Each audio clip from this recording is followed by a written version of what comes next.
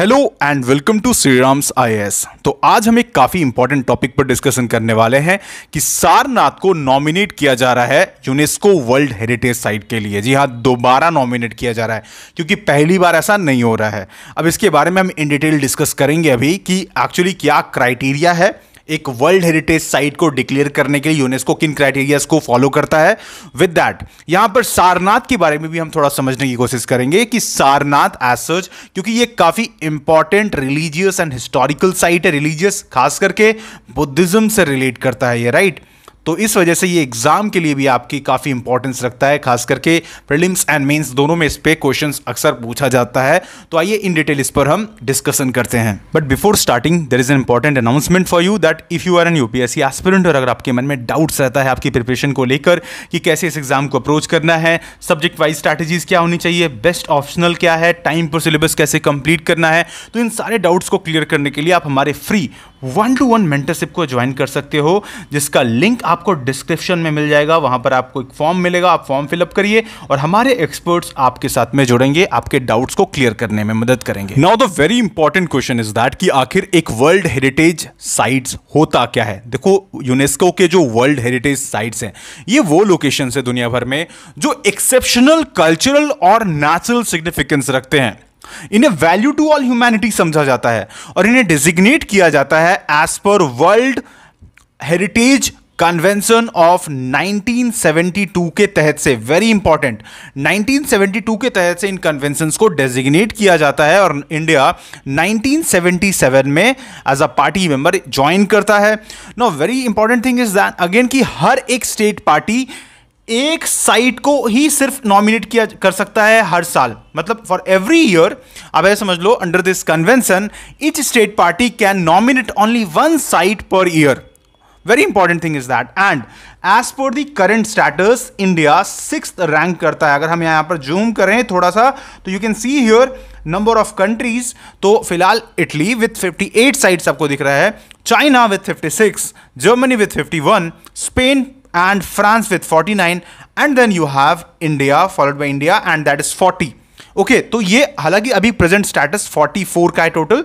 तो presently number of sites जो हैं वो कितने हैं, 44 वर्ल्ड हेरिटेज साइट्स हैं और जिसमें जो टोटल टेंटेटिव लिस्ट में है, मतलब जिनको नॉमिनेट किया गया है और उन्हें अभी तक डेजिग्नेट नहीं किया गया है, वो है टोटल 62। ओके, और सबसे रिसेंटली मराठा मिलिट्री लैंडस्केप को ऐड किया गया था। अब देखो, पहला इंस्क्राइब्ड साइट कौन सा है, तो 1983 में पहला साइट आपको जैसे आगरा फोर्ट, ताजमहल, अजंता केव, एलोरा केव्स, इनको कहीं ना कहीं ऐड किया गया था। नो, अब देख सकते हो यहां पर एक काफी इंपॉर्टेंट चीज ये भी है कि जब ओवरऑल हम यहां पर साइट्स को देखते हैं जो टेंटेटिव लिस्ट में है, 1998 में यहां पर आप देखोगे आपको टोटल 4 वो साइट्स दिखते हैं।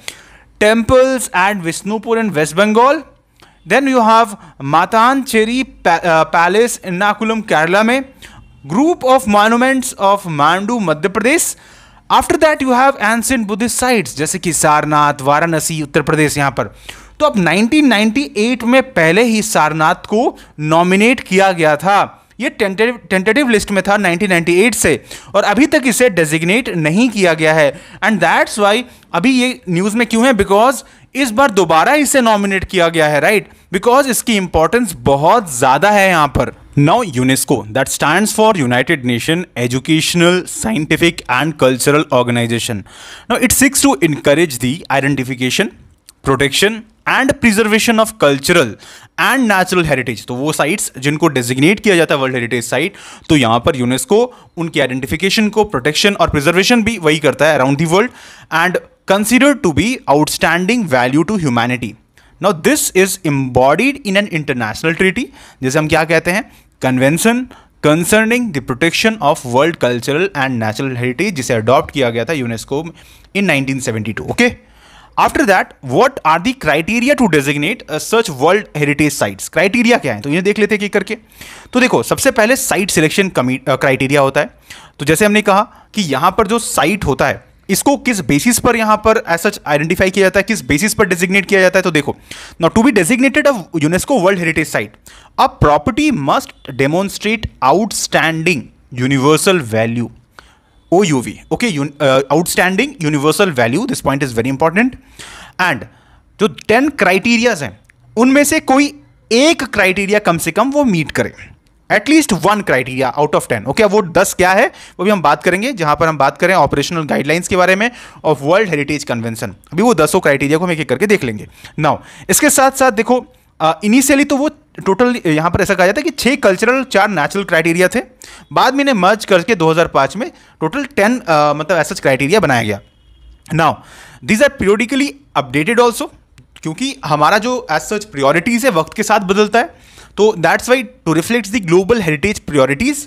After that nomination and evaluation process क्या है, तो a site must be included in countries tentative list, जो कि हमने देखा अभी। एंड यहां पर फिर क्या है, the state party submits a detailed nomination dossier here to world heritage centre, and फिर इस डोजियर को इवैल्यूएट किया जाता है एडवाइजरी बॉडीज जैसे कि आइकोमॉस के द्वारा, that is international council on monuments and sites for cultural sites. Cultural sites को जो एज सच डेजिग्नेट करने के लिए रिस्पॉन्सिबल जो एडवाइजरी बॉडी है वो आइकोमॉस है। IUCN is responsible for the natural sites here, that is international union for conservation of nature. कई बार हमने IUCN स्टेटस देखा है स्पीसीज का भी। Okay, and then you have ICC-ROM which provides technical and expertise and training in conservation. Okay, और ultimately final decision कौन लेता है, तो final decision is taken by the World Heritage Committee, and फिलहाल के लिए India is also current member here, क्योंकि 2021 से लेके 25 तक इंडिया भी यहां पर मेंबर है इस कमिटी का, contributing to global heritage governance here. Now another aspect is that कि ये 10 जो क्राइटेरियाज हैं ये क्या क्या, इनको आओ थोड़ा अच्छे से देख लेते किक करके। तो सबसे पहला यहां पर क्या है, to present a masterpiece of human creative genius. Okay, दूसरा क्या है, to exhibit an importance interchange of human value over a span of time within cultural areas of the world on development in architecture or technology, monumental art, town planning और landscape design। Right, तो आप समझ सकते हो यहाँ पर वो सारी कौन साइट्स हैं।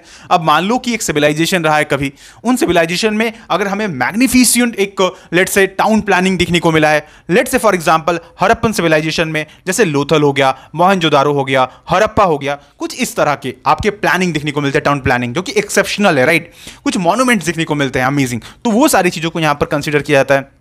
Now third, to bear a unique or a least exceptional testimony to a cultural tradition or to a civilization which is living, which has disappeared, जैसे कि IVC itself हो गया।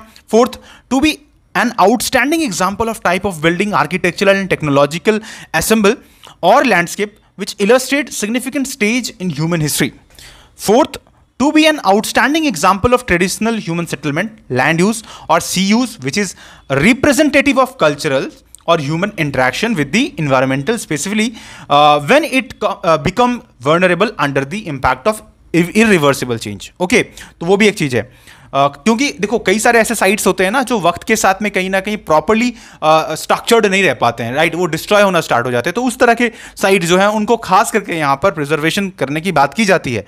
Sixth one is that to be directly or tangibly associated with the event in living tradition, with ideas, with belief, with artistic and literary works of outstanding universal significance. Okay, तो ये भी सारी चीज़ें यहाँ पर कहीं ना कहीं कंसिडर किया जाता है। Now seventh, to contain superlative natural phenomena. Okay, or areas of exceptional natural beauty or aesthetic importance. After that, to be an outstanding example of presenting major stage of Earth's history, including record of life, significant ongoing geological processes as such, development of landforms, significant geomorphic and physiographic features. And then ninth one, to be outstanding example representing significant ongoing ecological biological process. तो वो ये जो है वो natural sites के लिए। Right, again 10th में क्या है, to contain most important significant natural habits. Again यहाँ पर ये क्या है, नेचुरल साइट क्राइटेरिया के लिए। ठीक है, तो आई होप आपको यहाँ पर ये 10th समझ में आएगा। 10th जो क्राइटेरिया, अब इनमें से कोई एक अगर हुआ ना, उससे भी आपका यहाँ पर काम हो जाता है। तो इनमें से कोई एक क्राइटेरिया भी अगर सेट होता है तो उस पर्टिकुलर साइट को हम UNESCO world heritage site declare करते हैं। तो I hope this part is clear कि आखिर कैसे किसी साइट को वर्ल्ड हेरिटेज साइट डिक्लेयर किया जाता है। अब दोस्तों हम थोड़ा सारनाथ के बारे में समझ लेते हैं। इसके कुछ की फैक्ट्स इंपॉर्टेंट हो जाते हैं, जैसे खास करके सबसे पहले तो इसका लोकेशन।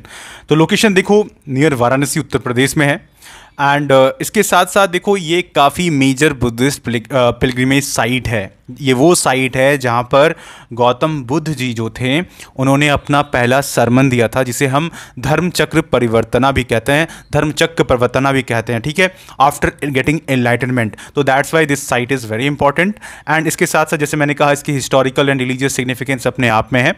अब देखो ये साइट को कई नामों से जाना जाता है, जैसे कि पहले वक्त में आपका राशि पटाना हो गया, मृगदवा हो गया, मृगदया हो गया, राइट। एंड जो सारनाथ आपको नाम दिखता है ये एक्चुअली डिराइव्ड है फ्रॉम सरंगनाथा, जिसे कहा जाता है लॉर्ड ऑफ द डियर।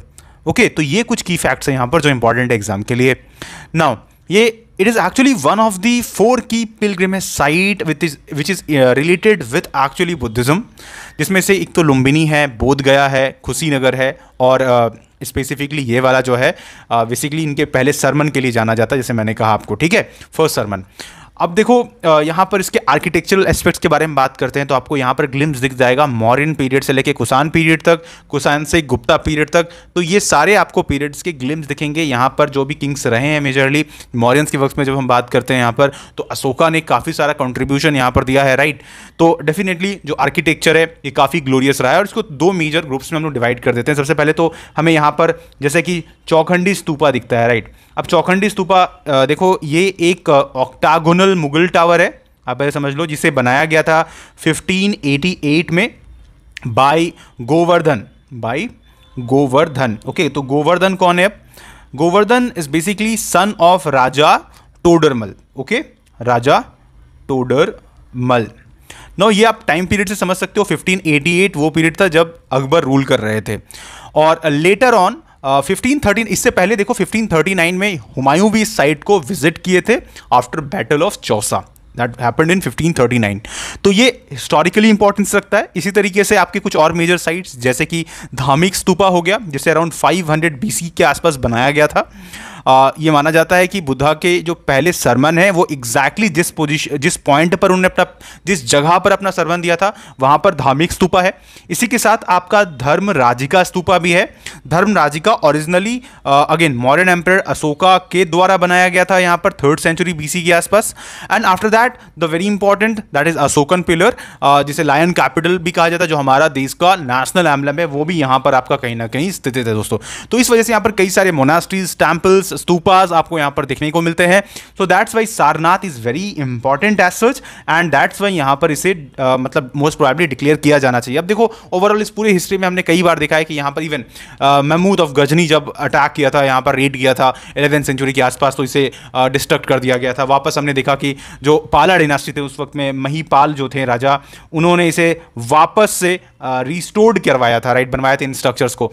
तो ओवरऑल एक मतलब कहीं ना कहीं हिस्टोरिकल इंपॉर्टेंस रखती है, कल्चरल इंपॉर्टेंस ये साइट रखती है, एंड रिलीजियस इंपॉर्टेंस भी रखती है। And that's Y and even India के एज सच कल्चरल हिस्ट्री का एक काफ़ी मेजर पार्ट है। सो दैट्स वाई यहाँ पर इसे कहा जा रहा है कि मतलब यहाँ पर इसे इस साइट को world heritage site declared up कर देना चाहिए। ऑलरेडी हमको पता है कि 1988 में बेसिकली इसे पहली बार रखा गया था, लेकिन उस वक्त में भी इसे कहीं ना कहीं एज सच नहीं डिक्लेयर किया गया, लेकिन अब 1998 में, बट अब इसे कहीं ना कहीं वापस से डिक्लेयर करने की बात की जा रही है। नाउ अब यहाँ पर काफी इंपॉर्टेंट क्वेश्चन है आपके लिए, एक प्रीवियस ईयर क्वेश्चन ही है। Which world heritage site is known for its annual gathering of thousands of bar headed geese? Option A valley of flower national park, option B Nanda Devi and valley of flower national park, option C Keoladeo national park, और option D great Himalayan national park. Okay, अच्छा इन sites को आप name भी बताइएगा कौन से state में है ये सारे एज सच पार्क्स,